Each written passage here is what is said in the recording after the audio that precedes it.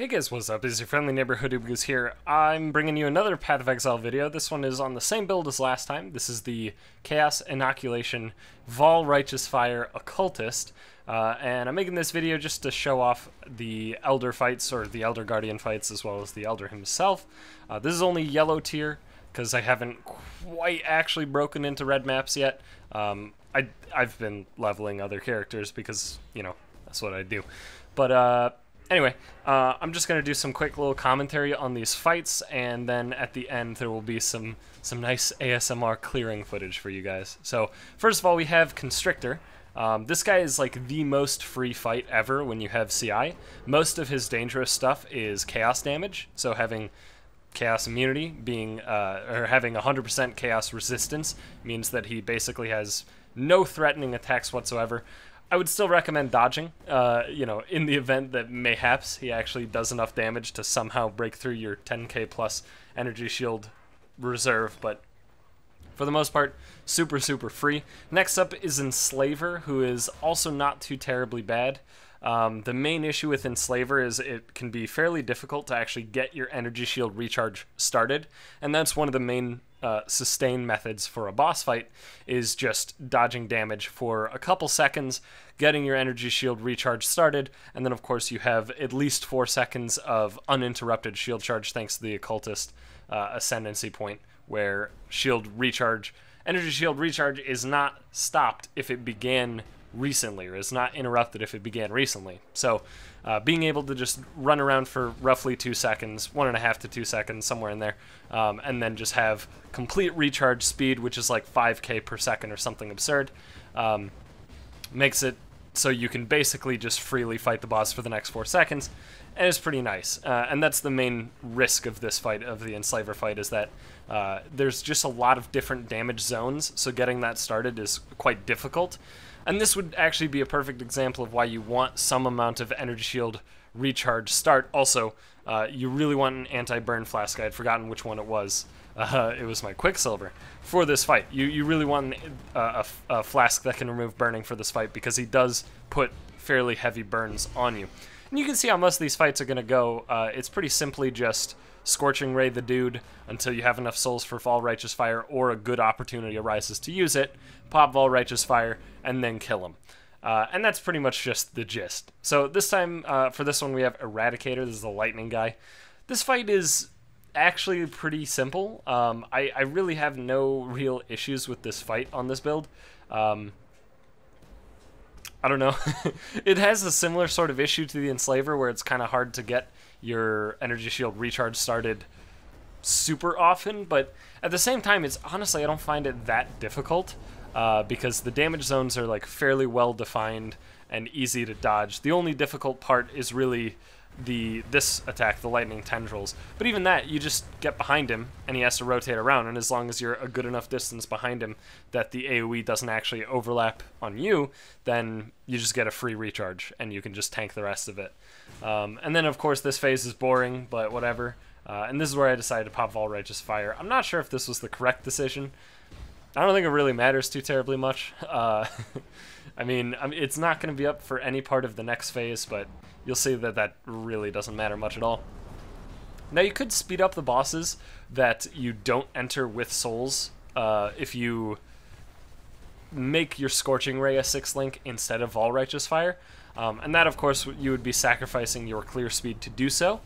What you could also do is get a nice, I think it's Elder, or is it Shaper? One of the two.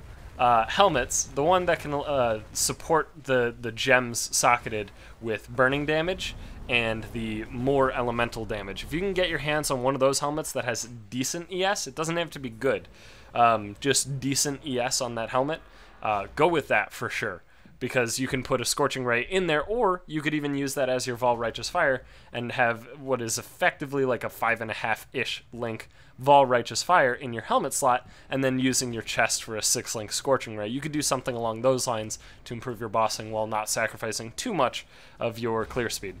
So now we have Purifier. Purifier's, I don't know, again, most of these bosses are like super free. Occultist is really tanky when you have such a high amount of ES. simply because of the fact that, you know, if you can avoid damage for about 2 seconds, then you're basically invincible for about 4 seconds. And that's really nice, but, you know, just having such a high ES pool innately is such a big deal.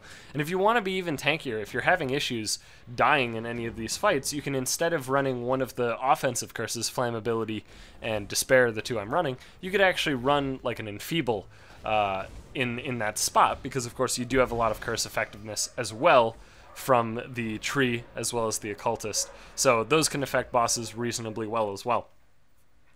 Now we have the Elder himself. This is obviously quite a bit longer. Also, sorry for the dogs barking.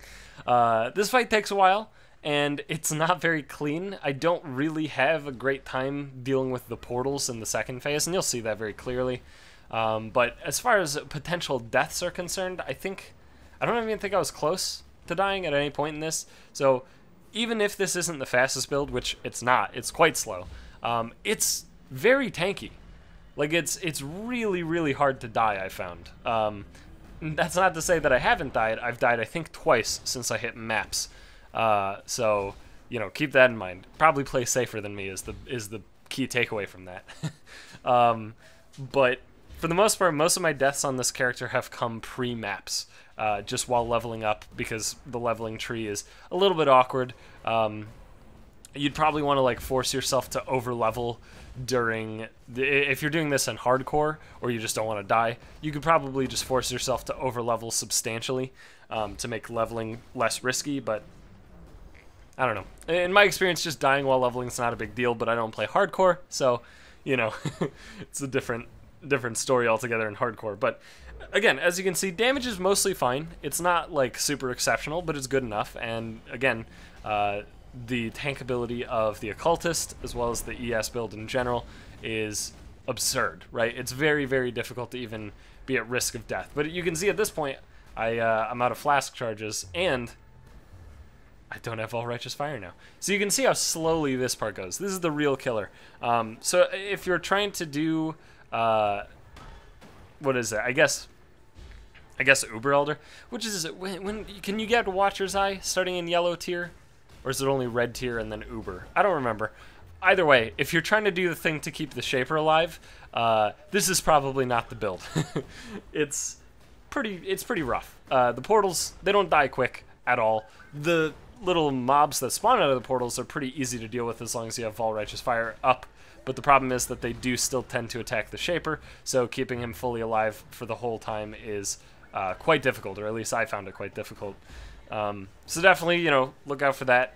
It might not be optimal for that purpose, but oh yeah, that's the closest I got to dying. It was reasonably low.